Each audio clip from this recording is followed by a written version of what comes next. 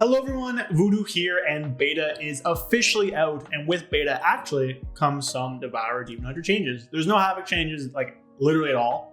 So we're just gonna cover the Devourer stuff today. Now I do want to shout out Icy Veins. The reason why I'm shouting out Icy Veins is that I am actually the Icy Veins guide writer for Devourer, along with Word Up. Word Up's gonna be helping me at the start here, get everything running. Eventually the transition to just being me. So if you want written guides that are kept up to date, more up to date than the videos can be, go check out Icy Veins there. I will still be doing video content for both Devourer and Havoc. If you want the written component as well, Icy Veins is also written by me. So with that, let's like, comment, and subscribe. Get the numbers up, and let's get on to talking about the changes in the beta. All right, everybody. So we're not going to be in game today, and the reason for that is that because I'm recording this on Tuesday, and this is launch day for beta. Now, the thing with launch day for beta is that it's a little unstable because so many people are trying to log in. So I haven't even tried yet, but basically no one's able to actually copy a character over because all of my alpha characters have been deleted.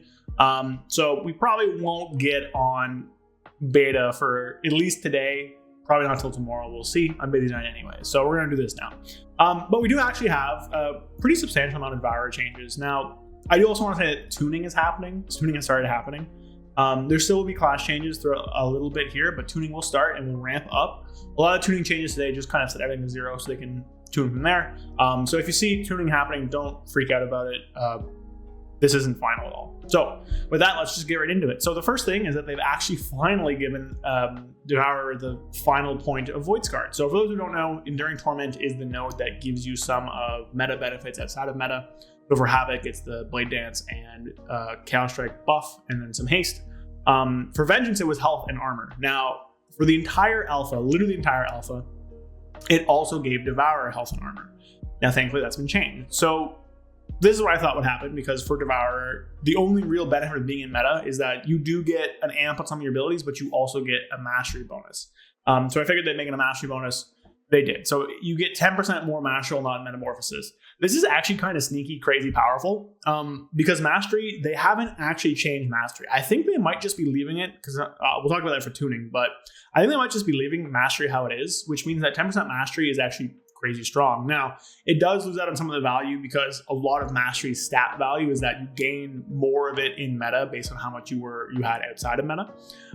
So this isn't like as strong as like 10% mastery on your character sheet would be at all times. All right, sorry, I started like choking on water, I guess. Anyways, yeah, it's not as strong as being in meta at all times as having the mastery at all times, but it's still a pretty strong benefit outside of meta. And this is like a good bump for Void Scarred. Now, Void Scarred got some other changes that make it worse. We'll touch on those. But this definitely is like a step in the right direction. Now for actual Devourer. So they updated Void Rush. So they've nerfed the Fury Drain effect reduction for Hunt and Voidblade from Void Rush. Basically what Void Rush did is it made Voidblade and the Hunt pause your Fury when you were using them. And then also allow you like to have Hunt Voidblade CDR. Now, the thing with this is that it was very strong in caster builds were using it. So they have developer notes here. The Fury Drain reduction is intended to cover the duration of your dash and cushion the melee build from the increased downtime that might suffer from dashing around. Previous values were too substantial, making the melee build a critical component of longer metamorphosis windows. So they basically didn't like how it was being used to extend really long meta windows, which it was doing that. It remains to be seen if this means we won't take this anymore. Because realistically speaking, there aren't a ton of other good nodes in the Devourer tree anyways. Like you'd put points into like some mastery, I guess. And you still get the Fury Pause from using Voidblade. It's possible you don't use Hungering Slash anymore. I don't really know. Possibly there's some weird jank that could happen here. So it's still like a Fury positive button, and you still get some souls out of it. So it is still like, what would that be, like 40 Fury from using it, and you get a pause. So it might still be valuable to use. We'll just have to see how like testing and stuff like that works out. But this does hurt our meta length a little bit, but I don't think actually that substantially in the long run. Yeah. Umbral Blade's been updated. Now causes Reap's cooldown to be reduced by haste. So this was the talent that gave you 1 second off of haste. Reap's cooldown being reduced by haste is like honestly like a good talent point. But the thing with that is that we don't use Reap on cooldown, so this doesn't really matter. If they buff Reap, it might happen, but right now Reap is only used if you have Moment of Craving and are at 5+ souls, or if you can proc Voidfall, otherwise it's not used. Or Eradicate, I guess, because it's just the damage isn't worth it to give up the Fury generation and the soul generation that Consume provides.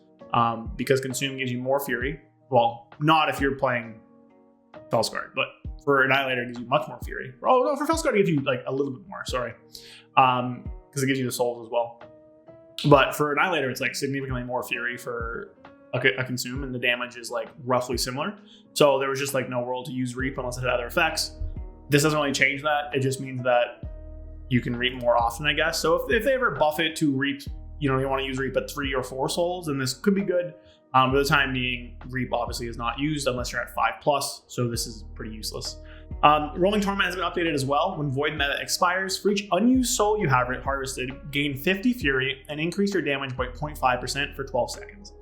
Now this, we're talking. So Rolling Torment beforehand was the 12% damage gain when you enter meta, and then it goes down by 1% for each second, which was pretty strong because you get a lot of damage up front in your meta. But I like this a ton more because one of the big problems was that because all the soul is wasted, what you'd want to do is as soon as you cast a Collapsing Star, you cancel your meta because you could cancel aura it, because you didn't want to get any more souls as soon as you knew you couldn't get another Collapsing Star.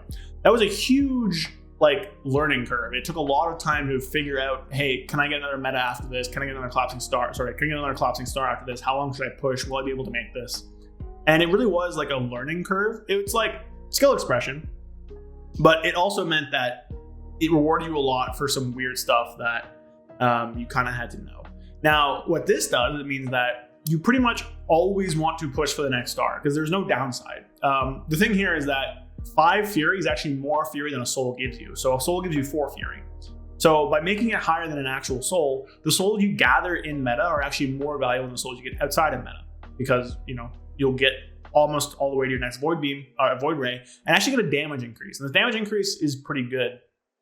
0.5% is it doesn't seem like a lot, but oftentimes you can have 15 to 20, even 29 souls before you leave meta if you really goof things up. But generally you're in the 10 to 20 range, which means you'll have anywhere from a 5 to 10% damage increase for 12 seconds after you leave. And also 50+ Fury, which oftentimes can just get you to a Void Ray very quickly. And one of the big problems with the spec is that it took way too long outside of your meta to get to a Void Ray. So I love this talent. I think this is great. I think you're always going to take this, obviously. And a really good solution, I think, to the problem that was had where you were wasting your souls if you didn't get a star. And now those souls are not being wasted. They're actually much more valuable than souls outside of meta are. Focus Ray is back to dealing more damage when hitting a single target, but it's 50% now, up from 20% before. They did this because of these developer notes. Devourer has been overperforming in AoE, so we're adjusting the power of Void Ray and Collapsing Star, adding some additional tuning hooks to make sure they're still dealing enough damage to a single target. So they were overperforming a bit in AoE. Ever since the mastery change happened, they were kind of cranking a little bit. So this is to turn them down a bit, but also keep the really strong mastery, which I'm a fan of.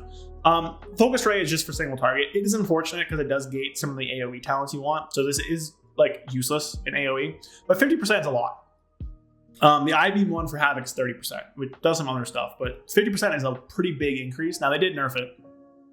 So, not straight 50% from where we were, but it's still a sizable increase against one target, which I do like. Now, I don't like these talents in general. I wish there was a reduced by 20% for each additional target hit kind of thing or whatever. But I guess I'll take this because they want more tuning hooks for single target, and this will do that. They also changed Collapsing Star. So they nerfed Collapsing Star by 50%, but made it deal 50% more damage to its primary target. So on single target, it does the same, does less around it. I think this is a bit of a nothing change. Collapsing Star already does a ton of AoE. I don't think this is that big of a deal. But it's because, again, they're tuning everything down. And we also got 5% agility from this, and agility is going to be a big increase. So it's not like when you see all this nerf stuff, it's not we're losing as much as you think, because we are getting 5% agility, which is sizable. And they also increased the stack out to 40 in meta, which I like. So beforehand, if you had over 35 souls, you waste them all. But now you can go up to 40. The cost is still 30, but it means you have a little bit more leeway, which is good. It's kind of just eliminating some of those things that on first go you wouldn't really know about, which is good. And then we have some nerfs. This is all AoE stuff, so I wouldn't really worry about it too much. They did nerf Hungering Slash and Void Step, so that is a big hit to to Void Scarred, which is really funny. But overall, it's not really that big of a deal, I think. It's just tuning still. We'll see where this ends up. And of course, we did actually also get 5% agility here because this actually works now. And then a few other bug fixes. So Demonic Wars is now learned, which is good. So you actually have tattoos now. Devourer just didn't have tattoos and were pretty squishy because of that, but now you just have 10% damage reduction from magic, which is awesome. Devourer was also gaining extra criticals chance from Vengeance and Havoc's passive, which was unintended. So now it's back down to 5%. Melee have 10% crit chance. Baseline, range have 5%. So now it's like that. And of course, Void Meta can no longer be aura canceled. You wouldn't have done this anyways because of the change to Rolling Torment, but now you can't, even if you wanted to. So all in all, like good quality of life changes, like nothing super crazy. I still think they need to look at Reap because Reap's usage is a little weird, but overall, like I don't think this changes the builds we were looking at before. You might drop the melee stuff now. We'll have to see. I think just like theory crafting it out, having Voidblade be a button that gives you a positive Fury impact in your Void window, in your Void meta window, while still pausing Fury is probably worth it. But we'll have to see the value compared to other talents and stuff like that, because it is 3 talent points you're using to get down there. So I'll just see what else there is in the tree for you. But like thinking about it, it's like not that much. So I think we'll probably still use it, but we'll see. We'll see. This might just been a nerf to curve longer metas, which is probably fine. And then the AoE stuff, we were quite strong in AoE after the mastery stuff. I think them doing this and then keeping mastery as a crazy stat is kind of fun. We'll see how mastery goes. Mastery and haste are so far ahead of crit and verse for Devourer, it's like laughable. It's like they're insanely far ahead, and they're going to remain that way. So we'll see how that goes, but I think I like it. And then again, these aren't as big as you think they are because we are gaining 5% intellect, which is a pretty sizable amount of intellect just in general. So that is the video today. I will have probably a Devourer like beta guide out for Friday so people can like get used to Devourer before raid testing next week and like dungeon testing. Might have a Havoc one for Monday or later in the week next week. We'll see, because I think Havoc might be getting some changes soon too. But of course, if you want a written guide, Icy Veins. I am the Icy Veins guide writer. Go check that out. I'll link it down below. And yeah, appreciate y'all watching. Hope you guys have a good beta launch and good luck trying to play tonight, I guess. And with that, yeah, that's it for me. So see you guys next time. Peace. A big shout out to all of my viewers, but especially to my channel members. With you guys' support, it helps keep the channel going. Thank you to Rohan, Karnik, Correlated, Alexander Trifunovic, Fear Redefined, Loose Change, Basu Terceros, Zuligan, Dupin, Senzai88, Spaghetti, Gabriel Correa, Magic Man 133, and Falafel Darren Dark Terror. Thank you all so much. I appreciate every single one of you. If you guys want to support the channel and help me grow, consider becoming a channel member down below, or you can go sub to me on Twitch as well. It also helps. Again, I appreciate everybody just watching and liking and commenting. And yeah, I'll see you guys next time. Peace.